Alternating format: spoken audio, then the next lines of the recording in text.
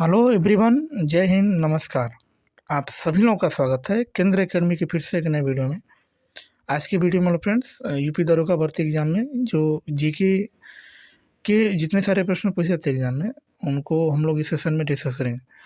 फिलहाल चैनल पर पहली बार होंगे तो चैनल को सब्सक्राइब करें, बेल आइकन को दबाएं और अपने दोस्तों को शेयर करें। फ्रेंड्स वीडियो काफ़ी इंपॉर्टेंट है जितने भी लोग दरोगा भर्ती का एग्ज़ाम देने जा रहे हैं, है ना। तो चलिए शुरुआत करते हैं। पिछली वीडियो में हमने जो है लगभग 16 महाजनपदों को देख लिया था और बौद्ध धर्म के द्वारा और जैन धर्म के द्वारा। आज हम लोग ये नेक्स्ट क्लास है। यदि आपने पिछली वीडियो को नहीं देखा होगा तो उसकी प्लेलिस्ट बना दी गई है, आप उसको जाके देख सकते हैं। ठीक है, तो चलिए स्टार्ट करते हैं। ऑनलाइनर के रूप में हम लोग प्रश्नों को देख रहे हैं और ये श्रृंखला तब तक चलती रहेगी जब तक एग्जाम नहीं जाता है। ठीक है, चलिए स्टार्ट करते हैं।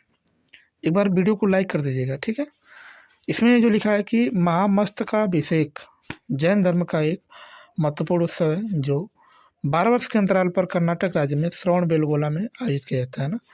आपसे पूछ सकता है कि श्रवणबेलगोला में 12 वर्ष के पश्चात जो है कौन सा जो है उत्सव मनाया जाता है, तो उसका नाम क्या है? महामस्तकाभिषेक जो है ये 12 वर्ष के अंतराल पर जो है कर्नाटक में जो है श्रवणबेलगोला के स्थान पर जिसको मनाया जाता है। ठीक है, पुराणों के अनुसार पाशुपत संप्रदाय की स्थापना जो है लकुलिस नामक ब्रह्मचारी ने किया था ना। तो पाशुपत संप्रदाय की स्थापना किसने किया था? तो उसका जो नाम है लकुलिस। किसने किया था? तो लकुलिस नामक ब्रह्मचारी ने जो है पाशुपत संप्रदाय की जो है स्थापना किया था। ठीक है, इस संप्रदाय के अनुयायी की बात करेंगे तो लकुलिस का जो है शिव का अवतार मानते हैं ना। तो इस मतलब इस संप्रदाय से जो लगे हुए थे उसको हम लोग क्या बोलते हैं? तो लकुलिस को हम लोग इस नाम से जान जाते हैं, शिव का अवतार के नाम से भी इसको क्या करते हैं हम लोग तो जानते हैं। ठीक है, नेक्स्ट नेक्स्ट हम लोग बात करते हैं इसमें जो 12वीं शताब्दी के दौरान कर्नाटक में वीर शैव परंपरा या लिंगायत आंदोलन का नेतृत्व जो है वासवाड़ा या बसवन्ना ने किया था ना।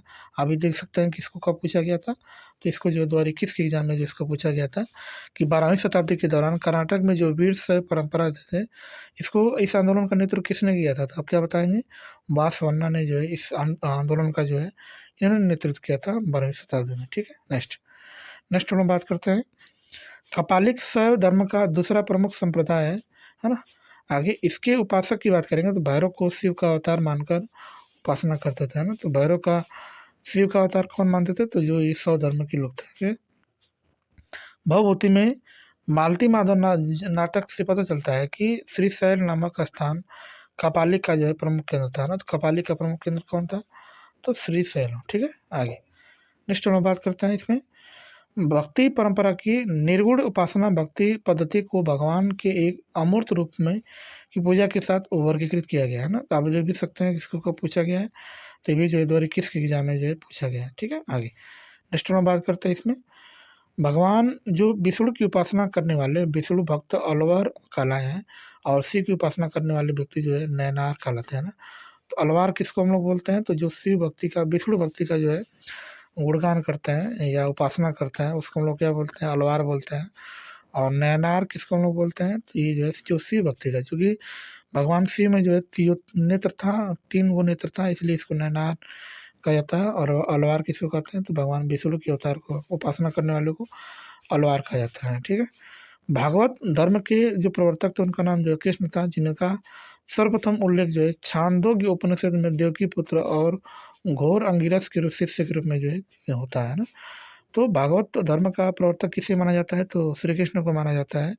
और इसका जो उल्लेख किस उपनिषद में है? तो छांदोग्य उपनिषद में है, इसका वर्णन किया गया है जो हमारा भागवत है। ठीक है, भागवत धर्म से संबद्ध जो है प्रथम उपलब्ध पुस्तक जो है स्मारक, उसका नाम क्या था? तो विदिशा। उसका नाम क्या था? विदिशा। ठीक है, आगे चलिए नेक्स्ट हम बात करते हैं। गरुड़ स्तंभ से पता चलता है कि तक्षशिला के यवन राजपूत हेलिडोरस ने भागवत धर्म ग्रहण किया था तथा इस स्तंभ की स्थापना जो करवाकर उसकी पूजा भी किया था ना। तो इसकी पूजा भी उन्होंने ही किया था। ठीक है, आगे नेक्स्ट हम बात करते हैं इसमें इस पर उत्कीर्ण उल्लेख में हेलिडोरस को भागवत तथा वासुदेव को देवदेवस अर्थात देवताओं का देवता कहा गया ना। देवताओं का देवता जो है इस मतलब कि लेख में किसे कहा गया? तो भागवत, तो वासुदेव को देव दिवस कहा गया। ठीक है, उपनिषद ब्रह्मसूत्र और भागवत गीता का वेदांत को हम लोग क्या बोलते हैं? तो प्रस्थान त्रयी बोलते हैं। क्या बोलते हैं? तो प्रस्थान त्रयी के नाम से उसको जो है जाना जाता है। ठीक है, नेक्स्ट नेक्स्ट हम बात करेंगे उत्तर प्रदेश के सीतापुर जनपद में नमिसारण, क्या लिखा है? नमिसारण में 60,000 मुनियों का जो है निवास माना जाता है ना। तो नैमिषारण्य में किसको माना जाता है? तो 60,000 मुनियों का जो निवास माना जाता है। ठीक है, नेक्स्ट चलिए आगे हम लोग बात करते हैं। आगे जो लिखा है, बौद्ध ग्रंथ अंगुत्तर निकाय की 6ठी शताब्दी ईसा पूर्व में 16 महाजनपदों में सूचना मिलती है ना। तो जो बौद्ध धर्म का जो अंगुत्तर निकाय में जो इस 16 जनपदों का उल्लेख मिलता है ना। और जैन ग्रंथ की बात करेंगे तो जैन ग्रंथ में जो भगवती सूत्र है, क्या नाम उसका, भगवती सूत्र है, उसमें 16 महाजनपदों की जो सूची का उल्लेख मिलता है ना। तो बौद्ध धर्म किस में मिलता है? तो अंगुत्तर निकाय में। और जैन धर्म की बात करेंगे तो जैन धर्म कहाँ मिलता है? तो ये जो है भगवती सूत्र में जो इसको मिलता है। ठीक है, नेक्स्ट महागोविंद ने राजा बिम्बिसार का महल बनाया था ना। तो बिम्बिसार का महल किसने बनवाया था? उसका नाम क्या था? महागोविंद। महागोविंद ने जो है बिम्बिसार का मतलब महल बनवाया था। ठीक है, नेक्स्ट भारत के प्राचीनतम प्राप्त सिक्के, जिसको हम लोग आद का सिक्का कहते हैं या पंचमार्क सिक्का कहते हैं, ये किसका बना था? तो ये चांदी का बना था। तो प्राचीनतम सिक्के की बात करेंगे तो चांदी के बने होते थे, और इसको हम लोग आद सिक्का या पंचमार्क का सिक्का कहा जाता है ना। आगे ये सिक्के 7वीं और 6ठी शताब्दी ईसा पूर्व में मौर्य काल के बीच जो है प्राप्त होता है ना। तो ये कब प्राप्त होता है? तो 6ठी और 7वें ईसा पूर्व में जो है मौर्य काल से क्या होता है, प्राप्त होता है। ठीक है, नेक्स्ट हम बात करते हैं पश्चिमी तथा मध्य मालवा के क्षेत्र में अवंती महाजनपद बसा हुआ था ना। इसके 2 भाग थे, एक उत्तरी अवंती था और एक जो है दक्षिणी अवंती था। उत्तरी अवंती की बात करेंगे तो इसकी जो राजधानी उज्जैनी थी, और दक्षिणी अवंती की बात करेंगे तो इसकी राजधानी क्या थी? तो माहिष्मती थी, है ना। माहिष्मती दक्षिणी अवंती की। उत्तरी अवंती की राजधानी जो है उज्जैनी थी, है ना। मत्स्य जब महाजनपद जो है राजस्थान प्रांत के जयपुर, भरतपुर और अलवर क्षेत्र में बसा था, है ना। तो मत्स्य कहाँ का था? तो जयपुर और अलवर और भरतपुर में जो है बसा हुआ था। ठीक है, आगे मत्स्य महाजनपद की राजधानी की बात करें तो इसकी राजधानी कहाँ थी? तो इसकी राजधानी विराटनगर थी। पाटलिपुत्र की स्थापना की बात करेंगे तो अजातशत्रु ने गंगा और सोन नदी के संगम पर जो है पाटलिग्राम में एक किला बनाकर किया था ना। शुरू में अजातशत्रु जो है पाटलिपुत्र की स्थापना जो है गंगा और सोन नदी के संगम पर जो है एक ग्राम बसाया था, और वहीं पर जो है इसकी स्थापना किया था। ठीक है, नेक्स्ट हम लोग बात करेंगे तो चंद्रगुप्त मौर्य के समय पाटलिपुत्र की समृद्धि तथा शासन व्यवस्था का वर्णन जो है मेगास्टीज ने अपने इंडिका नामक पुस्तक में किया था ना। तो मेगास्टीज की पुस्तक का नाम क्या था? तो इंडिका था। इसका नाम क्या था? इंडिका था। और इंडिका में ही जो है चंद्रगुप्त मौर्य के पाटलिपुत्र की समृद्धि और शासन की व्यवस्था का उन्होंने क्या किया है? तो वर्णन किया है। ठीक है, नेक्स्ट उदयन वासवदत्ता की दंत कथा उज्जैनी से संबंधित है ना। उदयन वासवदत्ता कथा को महाकवि भास ने अपने नाटक स्वप्नवास वदतम में वर्णित किया गया है ना। तो किस में वर्णित किया गया है? तो स्वप्नवास वदतम में जिसको क्या किया है? तो वर्णन किया है ना। मगध साम्राज्य की महत्ता का वास्तविक संस्थापक की बात करेंगे तो इसकी वास्तविक संस्थापक कौन थे? तो बिंबिसार था। इसका वास्तविक संस्थापक कौन था? तो बिंबिसार था। और ये किससे संबंधित है? तो ये जो है हर्यक वंश से। किससे संबंधित है? तो हर्यक वंश से। ठीक है, हर्यक वंश का शासक कौन था? तो बिंबिसार का जो पुत्र उदयन ने, इन्होंने मगध की राजधानी राजगिरी से पाटलिपुत्र को स्थानांतरित किया था ना। आपसे पूछ सकता है कि वह कौन सा शासक था जिसने राजगिरी से पाटलिपुत्र राजधानी स्थानांतरित किया था? राजगिरी से कहाँ लेके गया था? तो पाटलिपुत्र। उसका नाम क्या था? तो उदयन ने जो है सबसे पहले ये काम किया था। ठीक है, गौतम बुद्ध के समय का प्रसिद्ध जो वैध जीवक था उसका नाम बिंबिसार के दरबार में ही समय था ना। तो जो जीवक किससे रिलेटेड था? तो ये जो है बिंबिसार से ही था। ठीक है, बिंबिसार ने अपने राजवैद्य जीवक को अवंती नरेश चंद्र प्रद्योतक के राज्य में चिकित्सा सेवा के लिए भेजा था। और वैशाली के लिच्छवियों ने विश्व का पहला गणतंत्र जो है स्थापित किया था ना। तो पूरे 16 महाजनपद में कौन गणतंत्र था? तो उसका नाम जो है वैशाली था। ठीक है, चलिए नेक्स्ट हम लोग बात करते हैं। नेक्स्ट इसमें जो लिखा है, पुराणों के अनुसार मगध पर शासन करने वाला जो पहला राजवंश था उसका नाम क्या था? बृहद्रथ वंश था ना। तो मगध पर सबसे पहला राजवंश था जिसका नाम था बृहद्रथ वंश था, वही जो शासन करने वाला था। मगध का शासक जो है जिसका नाम क्या था? अजातशत्रु। क्या नाम था? अजातशत्रु। लगभग 452 से 460 ईसा पूर्व तक जो अपने पिता हर्यक वंश के संस्थापक बिम्बिसार की हत्या करके राजगद्दी पर बैठे था ना। तो अजातशत्रु को जो है पितृहंता के नाम से उसको जाना जाता था, क्योंकि उन्होंने जो है अपने पिता की हत्या करके, यानी बिम्बिसार की हत्या करके ही जो कहाँ पर बैठा था? तो राजगद्दी पर बैठा था मगध के। ठीक है, नेक्स्ट हम लोग बात करते हैं। पुराणों के अनुसार मगध नरेश शिशुनाग ने अवंती नरेश चंद्र प्रद्योत को पराजित कर अवंती को मगध साम्राज्य में जो इसको क्या कर दिया था? मिला लिया था। ठीक है, पुराणों के अनुसार नंद वंश का जो संस्थापक था उसका नाम जो है महापद्मनंद एक शूद्र शासक था, है ना। तो नंद वंश का संस्थापक कौन था, तो उसका नाम जो है ये जो है महापद्मनंद था। और एक ऐसा शासक था तो ये जो है शूद्र शासक था, शूद्र, ठीक है ना। आगे नेक्स्ट में बात करते हैं इसमें। इसने लिखा है कि इसने एक राट और एक छत्र की उपाधि धारण किया था ना। पुराणों में इसे सर्वोच्च त्रांक और इसको अपरो परशुराम की भी कहा गया है ना। तो इस वंश को क्या कहा गया है, तो सर्वोच्च त्रांतक और अपरो परशुराम के नाम से इसको जो है जाना गया, ठीक है।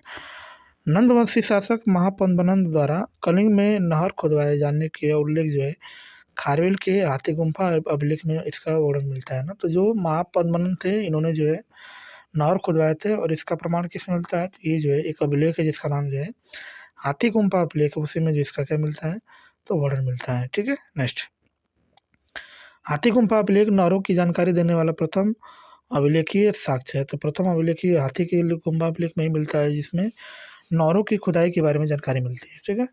हाथी गुम्फा अभिलेख महापद्मनंद की कलिंग विजय भी सूचित होती है ना। तो कलिंग विजय के बारे में ही जो है वर्णन करता है, ठीक है। अब हमारा जो नेक्स्ट टॉपिक है उसका जो नाम है, क्या नाम है, तो प्रथम प्रमुख भारतीय विद्वान एवं उनके संरक्षक के बारे में जाना जाएगा। एक और हमारा कवि और विद्वान है और एक संरक्षक और शासक है, इसको देखा जाएगा, ठीक है। आगे देखते हैं हम लोग। इसमें जो हमारा पहला है कि जो हरिशेन है उसको जो है ये जो है समुद्रगुप्त है, यानी समुद्रगुप्त के समय जो कवि रहते थे उनका नाम क्या था, हरिशेन था। उसके बाद चंद्रगुप्त और मौर्य और बिंदुसार के समय जो कवि रहते थे उसका नाम क्या था, कौटिल्य था। अश्वघोष जो है किसके समय रहते थे, तो कनिष्क के समय रहते थे। नागार्जुन भी किसके समय रहते थे, तो कनिष्क के समय। चरक भी किसके समय रहते थे, तो ये जो है कनिष्क के समय जो है रहते थे, ठीक है। बाणभट्ट की बात करें तो बाणभट्ट हर्षवर्धन के कार्यकाल में। चंद्रवरदाई की बात करेंगे तो पृथ्वीराज चौहान। और कालिदास की बात करेंगे तो पृथ्वीराज। और चंद्रगुप्त विक्रमादित्य जो है कालिदास के समय ये क्या थे, तो समकालीन थे कालिदास के समय, ठीक है। नेक्स्ट नेक्स्ट हम बात करते हैं हाथी गुम्फा अभिलेख से में जैन भिक्षुओं को ग्राम दान में दिए जाने का उल्लेख है ना। तो इसी उल्लेख में जो है हाथी गुम्फा अभिलेख में जो है जैन भिक्षुओं को गांव भी दान कर दिया जाता था, ठीक है। पुरु का राज्य झेलम एवं चिनाब नदी के बीच बसा है ना। तो जो पोरस था इसका राज्य कहाँ से कहाँ तक बसा था, तो झेलम और चिनाब के बीच में जो है ये जो है पुरु का राज्य बसा हुआ था, ठीक है। आगे हम लोग बात करते हैं। इसमें जो लिखा है कि सिकंदर ने झेलम नदी के तट पर पुरु को पराजित किया, परंतु उसकी वीरता से प्रभावित होकर सिकंदर ने उसे अपना मित्र बना लिया था और उसे अपना राज्य और कुछ नए इलाके भी इसको क्या कर देता, तो प्रदान कर देता है, ठीक है। नेक्स्ट चलिए नेक्स्ट हम बात करते हैं। नेक्स्ट इसमें जो लिखा है मौर्य राजवंश की स्थापना मगध में हुई थी, जो वर्तमान में बिहार राज्य में स्थित है ना। तो किस राज्य में स्थित है, तो ये जो है बिहार में मगध, सबसे पावरफुल शासन यही था मगध का। मौर्य राजवंश के कार्यकाल की बात करेंगे तो इसका जो कार्यकाल है 321 से 184 ईस्वी तक जो इन्होंने शासन किया था। 321 से 184 ईसा पूर्व। मौर्य राजवंश की स्थापना की बात करेंगे तो इसकी राजधानी कौन थी, तो उस समय जो है चंद्रगुप्त मौर्य ने किया था मौर्य वंश राज्य की स्थापना, ठीक है। आगे नेक्स्ट हम बात करते हैं विशाखादत्त कृत की मुद्रा राक्षक से चंद्रगुप्त मौर्य के विषय में विस्तृत सूचना प्राप्त होती है ना। तो मुद्रा राक्षक को किसने लिखा था, तो विशाखादत्त ने लिखा था। और ये किसके विषय में जानकारी देता है, तो ये चंद्रगुप्त मौर्य के विषय में जानकारी देता है। मुद्रा राक्षक में चंद्रगुप्त मौर्य को विरसल तथा कुलहीन कहा गया है ना। तो इसको क्या कहा गया है, तो कुलहीन के नाम से इसको जाना गया है, ठीक है। धुंडीराज ने मुद्रा राक्षक पर जो है टीका लिखी थी, ठीक है ना। आगे चलिए नेक्स्ट हम बात करते हैं। विलियम जोन्स पहले विद्वान थे जिन्होंने सेंडोकोटस की पहचान मौर्य शासक चंद्रगुप्त मौर्य के रूप में किया था ना। तो विलियम जोन्स ने जो है चंद्रगुप्त मौर्य को क्या बोला है, तो इन्होंने जो है सेंडोकोटस के नाम से उसको पुकारा है चंद्रगुप्त मौर्य। किसने कहा है, तो विलियम जोन्स ने कहा है, ठीक है। एपियन और प्लूटार्क ने जो है इसको क्या बोला है, तो इसको जो है एंडोकोटस के रूप में वर्णित किया है ना। तो विलियम जोन्स ने इसको एंडोकोटस कहा है और एपियन और प्लूटार्क ने इसको क्या है, तो एंडोकोटस कहा है, ठीक है। नेक्स्ट अब हमारा जो नेक्स्ट टॉपिक उसका नाम जो है प्रमुख भारतीय शासक और उनकी उपाधियाँ हैं। किस भारतीय शासक को कौन सी उपाधि मिला इसको हम लोग जानेंगे, ठीक है। जैसे बिंदुसार की बात करें तो बिंदुसार को हम लोग जो है अमित्र घात के नाम से इसको जानते हैं। अशोक को हम लोग क्या बोलते हैं, तो देवनामा प्रियदर्शी या देवनामा प्रियदर्शी के उसको नाम से उसको जाना जाता है। उसके बाद समुद्रगुप्त की बात करेंगे तो इसको कृतांत परशु, और चंद्रगुप्त द्वितीय की बात करेंगे तो इसको विक्रमादित्य, हर्षवर्धन की बात करेंगे तो इसको शीलादित्य, और कनिष्क की बात करेंगे तो इसको देवपुत्र के नाम से इसको जाना जाता है ना। तो हर्षवर्धन को शीलादित्य भी कहा जाता है। ठीक है, नेक्स्ट नेक्स्ट हम लोग बात करते हैं। जस्टिन ने सेंडोकोटस, चंद्रगुप्त मौर्य और सिकंदर महान की भी भेंट का जो है उल्लेख किया है। कौटिल्य द्वारा मौर्य काल में रचित अर्थशास्त्र शासन के सिद्धांतों की पुस्तक है। अर्थशास्त्र में कितने अधिकरण है? तो 15 अधिकरण है। कितने अधिकरण है? तो 15 अधिकरण है। इसको भी PSI में जो है पूछा गया था 2021 के एग्जाम में। ठीक है, अर्थशास्त्र में राज्य के सप्तांग सिद्धांत, स्वामी अमित्य, जनपद, दुर्गकोश, दंड एवं मित्र की व्याख्या मिलती है। मेगास्थनीज ने इंडिका नामक पुस्तक की रचना किया था ना। तो इंडिका की रचना किसने किया है? तो मेगास्थनीज ने किया था। आप देख सकते हैं जो निरस्त हुई थी 2017 में परीक्षा, उसमें इसको पूछा गया है। ठीक है, नेक्स्ट नेक्स्ट हम लोग बात करते हैं बिहार में पटना, जिसको पाटलिपुत्र के समीप बुल्दी बाग एवं कुम्हरार में खुदाई की गई मौर्य काल के लकड़ी के विशाल भवनों के अवशेष है प्रकाश में है। ठीक है, नेक्स्ट चलिए अब हमारा जो नेक्स्ट टॉपिक है उसका जो नाम है प्रमुख राजवंश संस्थापक एवं राजधानियों के बारे में जानेंगे। एक और राजवंश है, एक और संस्थापक है, और एक और हमारी क्या है? तो राजधानी है ना। देखा जाएगा जैसे हरेक वंश के संस्थापक की बात करेंगे तो बिंबिसार ने किया था, और इसकी राजधानी क्या थी? तो राजगिरी थी। मौर्य वंश के संस्थापक की बात करेंगे तो चंद्रगुप्त मौर्य है, और इसकी राजधानी की बात करेंगे तो कौन है? तो पाटलिपुत्र है। शुंग वंश के संस्थापक की बात करेंगे तो पुष्यमित्र शुंग, और इसकी राजधानी की बात करेंगे तो पाटलिपुत्र है। इसकी भी राजधानी क्या है? तो पाटलिपुत्र है। ठीक है, नेक्स्ट नेक्स्ट हम बात करेंगे सातवाहन वंश के संस्थापक की बात करेंगे सिमुक, और इसकी राजधानी की बात करेंगे तो शुरू में उसकी राजधानी प्रतिष्ठान थी, अमरावती थी, लेकिन बाद में इसकी राजधानी प्रतिष्ठान हो गया। गुप्त वंश के संस्थापक की बात करेंगे श्रीगुप्त, और इसकी राजधानी की बात करेंगे पाटलिपुत्र। वर्धन वंश के संस्थापक की बात करेंगे तो पुष्यगुप्त, और इसकी राजधानी की बात करेंगे थानेश्वर। गढ़वाल वंश के संस्थापक की बात करेंगे चंद्रदेव, और इसकी राजधानी की बात करेंगे तो राजधानी क्या है? तो कन्नौज है। इसकी राजधानी क्या है? तो कन्नौज। ठीक है, आगे पल्लव वंश की राजधानी की बात, पल्लव वंश के संस्थापक की बात करेंगे तो सिंह विष्णु, और राजधानी की बात करेंगे कांचीपुरम। राष्ट्रकूट की बात करेंगे तो इसके संस्थापक दंतिदुर्ग, और राजधानी की बात करेंगे तो क्या है? तो मान्यखेत है। ठीक है, आगे आगे हम लोग नेक्स्ट बात करते हैं। चंद्रगुप्त मौर्य ने दक्षिण भारत की विजय जो है प्राप्त किया था। जैन एवं तमिल साक्ष्य भी चंद्रगुप्त मौर्य की दक्षिण विजय की क्या करते हैं? तो पुष्टि करते हैं ना। चंद्रगुप्त मौर्य ने सिकंदर के साम्राज्य के पूर्वी भाग के शासक सेल्यूकस के आक्रमणकारी सैन्य ने जो है 305 ईसा पूर्व में क्या कर दिया था? उसको जो है परास्त कर दिया था ना, पराजित कर दिया था 305 ईसा पूर्व में। चंद्रगुप्त मौर्य के पुत्र बिंदुसार ने 298 से 273 ईसा पूर्व के बीच शासन किया था। 269 ईसा पूर्व के लगभग अशोक का राज्याभिषेक हुआ था, और अशोक के अभिलेख में सर्वत्र से उसे देवनाम प्रियदर्शी कहा गया है, जिसका अर्थ होता है देवताओं का प्रिय, या देखने में क्या होता है? सुंदर होता है ना। तो अशोक का राज्याभिषेक कब हुआ था? 269 ईसा पूर्व में जो इसका राज्याभिषेक हुआ था, उसको इस नाम से जाना जाता है। पुराणों में से अशोक वर्धन के नाम से इसको जाना जाता है। ठीक है, दशरथ भी अशोक की तरह देवनाम प्रियदर्शी भी की उपाधि भी धारण करता था। अशोक के अभिलेख में रज्जुक नामक उपाधि का अधिकारी का उल्लेख मिलता है। रज्जुकों की स्थिति में आधुनिक शिला अधिकारियों जैसी थी, जिसे राजस्व तथा न्याय दोनों क्षेत्र का जो है इसमें क्या था? तो अधिकार था। इसमें क्या था? तो दोनों क्षेत्र का क्या था? तो अधिकार था। ठीक है, आगे मौर्य काल में व्यापारिक काफिलों के प्रमुख को बात करेंगे तो सारथवा की संज्ञा दी गई थी। सारनाथ स्तंभ का निर्माण जो किसने करवाया था? तो इसको जो है अशोक ने बनवाया था। बौद्ध धर्म ग्रहण करने के उपरांत अशोक ने आखेर तथा बिहार यात्राओं पर रोक लगा दिया था, तथा उनके स्थान पर क्या किया था? तो उन्होंने जो है धर्म यात्रा का जो है उल्लेख किया था। ठीक है, नेक्स्ट चलिए नेक्स्ट हम बात करते हैं। इतिहासकार विसेंट आर्थर स्मिथ ने अपनी पुस्तक Ashoka the Buddhist emperor of India के 7वें अध्याय में the Indian legends of Ashoka में साहित्यिक साक्ष्यों के आधार पर उपयुक्त के साथ अशोक की धम्म यात्राओं का क्रम इस प्रकार दिया है कि लुम्बिनी, कपिलवस्तु, बोधगया, सारनाथ, कुशीनगर और श्रावस्ती है ना। इसमें जो उल्लेख किया गया है। ठीक है, नेक्स्ट नेक्स्ट हम बात करते हैं इसमें कालसी, गिरनार और मेरठ के अभिलेख जो है ये ब्राह्मी लिपि में लिखा गया है। अशोक के अभिलेख का विभाजन जो 3 वर्गों में किया जा सकता है। एक शिलालेख होता है, एक स्तंभ में लिखा जाता है, एक गुहा लेख है ना। आगे आगे हम लोग बात करते हैं इसमें जो नेक्स्ट हमारा अभिलेख है, इसमें जो है कुछ इंपॉर्टेंट जो है अशोक के प्रमुख अभिलेख के बारे में देखा जाएगा है ना, किस में कौन सा अभिलेख है। जैसे प्रथम शिलालेख की बात करेंगे तो प्रथम शिलालेख में जो पशु बलि की निंदा किया गया है। दूसरा शिलालेख में मनुष्य एवं पशु की चिकित्सा। तीसरा अभिलेख में जो है अधिकारियों के 5वें वर्ष दौरा। 5वां अभिलेख जो है धर्म महामात्रों की नियुक्ति। 6ठा अभिलेख जो है आत्मनियंत्रण की शिक्षा, है ना। और इसमें बात करेंगे हम लोग तो क्या लिखा है, 6ठा अभिलेख क्या है, आत्मनियंत्रण की सुविधा शिक्षा। और 11वां शिलालेख की बात करेंगे धम्म की व्याख्या। 13वां शिलालेख की बात करेंगे तो इसमें क्या है, कलिंग युद्ध, जो वो मोस्ट इंपॉर्टेंट है। किसी शिलालेख में जो कलिंग युद्ध का वर्णन मिलता है तो 261 ईसा पूर्व में 13वां शिलालेख में इसको मिलता है। ठीक है फ्रेंड्स, तो फ्रेंड्स वीडियो को यहीं पे समाप्त करते हैं। वीडियो आपको कैसी लगी एक बार कमेंट करके जरूर बताएं। कमेंट करके भी बताएं कि वीडियो को आप लोग कहाँ से देख रहे हैं, है ना। फिलहाल मिलते हैं नेक्स्ट क्लास में ऐसे शानदार प्रश्नों के साथ। तब तक के लिए बाय और जय हिंद फ्रेंड्स।